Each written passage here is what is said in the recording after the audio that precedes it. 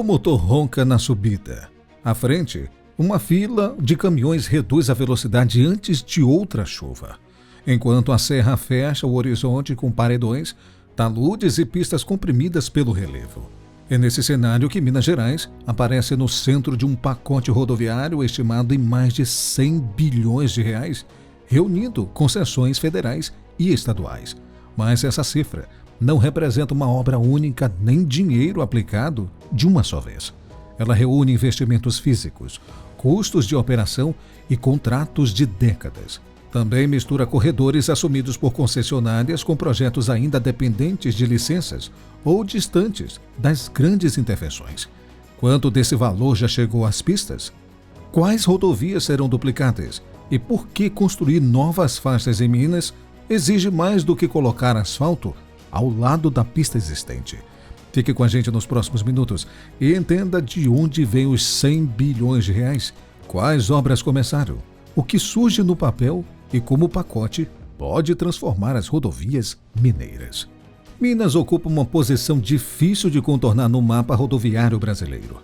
O estado conecta ao sudeste, ao centro-oeste e ao nordeste.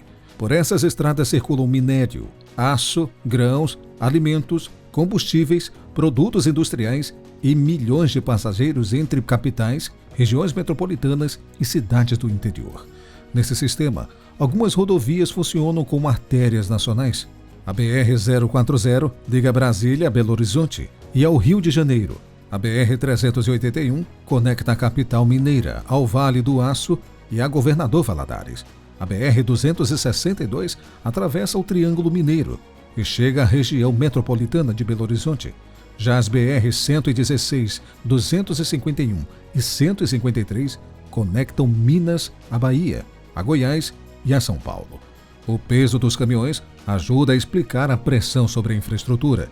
Na Rota dos Cristais, entre Cristalina e Belo Horizonte, a projeção oficial considera cerca de 70 mil veículos por dia, dos quais 68% são caminhões. A posição estratégica traz movimento, mas também cobra um preço. Pavimentos desgastados, gargalos, acidentes e contratos que nem sempre entregam o que prometiam. Logo, a pergunta que fica é: como a malha viária, tão importante para o país, chegou a esse ponto? O pacote atual não surgiu do nada. Durante décadas, Minas ampliou a dependência das rodovias enquanto cresciam as produções mineral, agrícola e industrial. Mais veículos pesados passaram a dividir espaço com automóveis em pistas simples, curvas fechadas e travessias urbanas. Em muitos corredores, a capacidade das vias não acompanhou a demanda. Na década de 2010, novas concessões prometeram recuperar estradas, ampliar trechos e acelerar duplicações. Parte desses contratos, porém, enfrentou dificuldades financeiras, atrasos e premissas econômico-financeiras que precisaram ser revistas. Na BR-040, a Via 040 assumiu em 2014 o corredor entre Brasília e Juiz de Fora. 5 anos depois, pediu a devolução amigável da concessão, alegando incapacidade de cumprir as obrigações assumidas. O trecho acabou dividido em novas modalidades. Algo semelhante ocorreu com a Consebra. A empresa administrava mais de 1.000 quilômetros das BRs 060, 153 e 262. Em 2020, aderiu ao processo de relicitação. Desse contrato nasceram projetos separados, como a Rota do Zebu e a Rota Sertanejo. Assim, parte dos bilhões anunciados agora tenta resolver pendências deixadas por uma geração anterior de concessões. Os novos contratos foram reestruturados, divididos em lotes menores e submetidos a novas premissas econômicas financeiras. No entanto, traçar o contrato não transforma imediatamente a estrada. Entre o leilão e a pista duplicada, a assinatura, transição, projetos executivos, licenciamento, desapropriação e mobilização das equipes. Mas quais projetos já chegaram às pistas? E quais ainda percorreram o trajeto entre o contrato e o canteiro? O pacote rodoviário de Minas Gerais não avança como uma única obra. Cada corredor está em uma frente diferente. Na BR-381, entre Belo Horizonte e Governador Valadares, o novo contrato foi formalizado em janeiro de 2025. A concessionária assumiu a obrigação de recuperar, operar e ampliar 303 quilômetros. Na Rota dos Cristais e na Rota do Zebu, os contratos também foram assinados em 2025. Já o trecho Juiz de Fora-Rio teve o contrato formalizado em setembro do mesmo ano. As ampliações dependem de projetos executivos, licenças, desapropriações e mobilização. A Rota Sertaneja avançou depois. Após o leilão de novembro de 2025, a outorga foi emitida em fevereiro de 2026. Na atualização oficial consultada, a assunção operacional e a iniciação das grandes obras ainda precisavam ser confirmadas. A Rota Gerais, com 735 quilômetros, nas BR-116 e 251, teve o edital aprovado no fim de 2025. A página da NTT, porém, apresenta uma inconsistência na data do leilão. Por isso, os 13,3 bilhões de reais previstos não podem ser tratados como obras em execução. De fato, não há um balanço consolidado de quanto dos 100 bilhões de reais já foi fisicamente executado. Os documentos mostram corredores sob nova administração e serviços iniciais, enquanto a maioria das grandes ampliações permanece em preparação. Porém, contrato assinado não significa duplicação simultânea em toda a extensão. Transformar essas obras em novas pistas exige construir sem interromper rodovias em operação. Faixas são estreitadas, desvios provisórios implantados e máquinas trabalham através de barreiras. Algumas etapas acontecem à noite para reduzir filas e proteger trabalhadores. Materiais precisam chegar ao canteiro sem bloquear a rodovia. Antes de serem duplicadas, muitas pistas precisam ser reconstruídas. Quando o desgaste está na superfície, uma fresadora remove o revestimento antigo e abre espaço para uma nova camada de asfalto. Mas a deformação alcançou a base. Recapear não resolve. É necessário retirar as camadas comprometidas, corrigir o suporte, recompor o pavimento e restabelecer a drenagem. A água é um dos maiores inimigos da estrada. Enquanto entra pelas trincas ou se acumula sobre o pavimento, reduz a resistência das camadas e acelera os buracos. Duplicar uma estrada de serra também não significa apenas construir outra pista ao lado. Em alguns trechos, pode ser necessário cortar rocha, remover material ou estabilizar o terreno. Em outros pontos, a nova geometria pode exigir aterros, pontes e viadutos para suavizar curvas e rampas. O objetivo é permitir que veículos pesados mantenham velocidade mais constante, reduzindo ultrapassagens arriscadas e filas. Vale destacar que a BR-381 concentra vários desses desafios. O programa prevê 134,27 quilômetros de duplicações, 83 quilômetros de faixas adicionais e 51 correções de traçado. Corrigir o traçado pode significar abandonar uma curva, abrir um corte na montanha ou atravessar um vale por uma ponte ou um viaduto. Estruturas chamadas de obras de arte especiais. Na Rota Sertaneja, são mais de 42 quilômetros de duplicações, 31,8 quilômetros de faixas adicionais, além de contornos, marginais, acessos, pontos de ônibus e passagens de fauna. Os contornos retiram tráfego pesado das áreas urbanas. As marginais separam deslocamentos locais das viagens longas. Já as passagens de fauna tentam reduzir atropelamentos e mantêm a conexão entre áreas naturais. O trecho Juiz de Fora a Rio acrescenta outro elemento.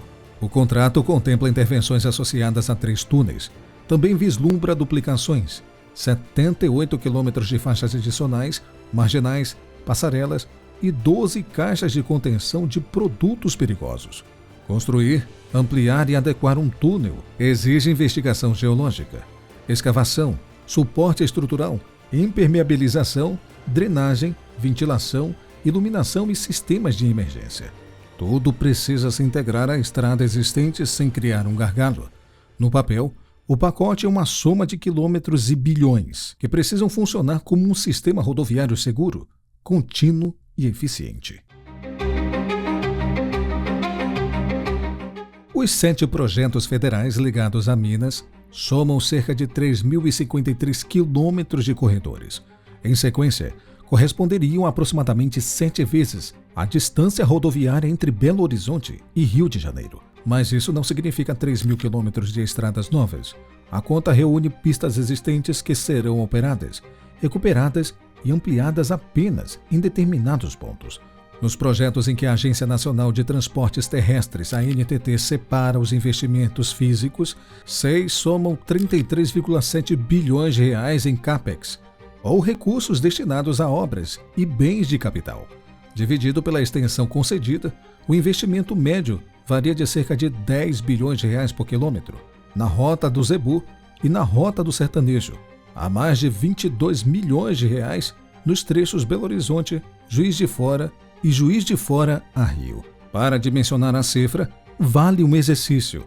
Quando as obras da linha 6 laranja do metrô de São Paulo foram retomadas, em 2020, o projeto foi anunciado com um investimento de cerca de 15 bilhões de reais para 15,3 quilômetros.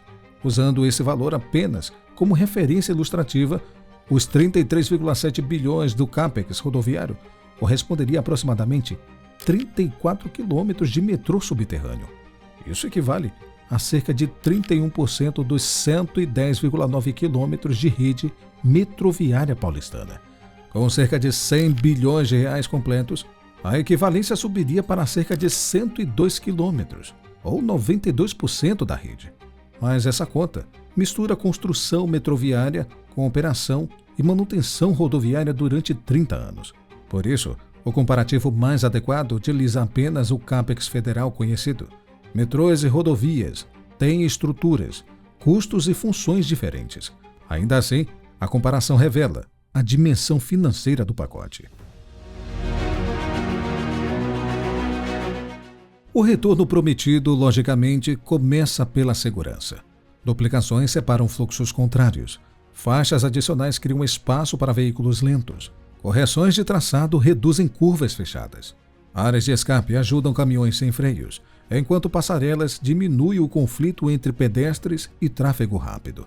Na BR-381, o pacote inclui 51 correções de traçado, 23 passarelas e áreas de escape. O efeito real, porém, só poderá ser medido após as entregas, comparando acidentes, mortos e feridos antes e depois das intervenções. Uma estrutura previsível reduz o tempo perdido em filas, acidentes e interdições. Para empresas, isso significa entregas mais regulares. Para motoristas, menos horas de exposição ao trânsito e ao risco. Os projetos também divulgam estimativas de empregos. A BR-381 prevê quase 80 mil postos diretos, indiretos e associados ao efeito renda. A Rota Gerais projeta cerca de 127 mil. Esses números não representam trabalhadores simultâneos nos canteiros, mas a cadeia mobilizada pelo contrato. Os benefícios terão contrapartida. As concessões introduzem ou reorganizam pedágios. Caminhões pagam conforme o número de eixos e usuários frequentes podem receber descontos. Por isso, o sucesso dependerá dos cronogramas, da fiscalização e do equilíbrio entre obras entregues, serviços prestados e tarifas cobradas. Depois de concessões devolvidas e promessas adiadas, essa será a medida para avaliar o pacote. Mais de 100 bilhões colocam Minas Gerais no centro de uma ampla reorganização de concessões rodoviárias. Contudo, cifras não recuperam pavimentos, não estabilizam encostas, nem reduzem acidentes. O resultado, de fato, dependerá do que sair dos contratos e chegar às pistas.